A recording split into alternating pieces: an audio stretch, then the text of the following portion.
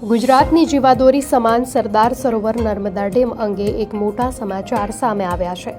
શારદીય નવરાત્રિની નવમીના પવિત્ર દિવસે નર્મદા ડેમ તેની મહત્તમ સપાટી 138.68 મીટરને સ્પર્શીને છઠ્ઠી વખત છલકાયો છે। આ અવસરે મુખ્યમંત્રી ભૂપેન્દ્ર પટેલે એકતાનગર પહોંચીને જળપૂજન કર્યું હતું। મુખ્યમંત્રી ભૂપેન્દ્ર પટેલે જગત જનની માતાના આરાધનાના પર્વ નવમીના પવિત્ર દિવસે એકતાનગર પહોંચીને લોકમાતા નર્મદાના પાવન જળની વૈદિક મંત્રોચ્ચાર સાથે પૂજા અને વધામણા કર્યા હતા।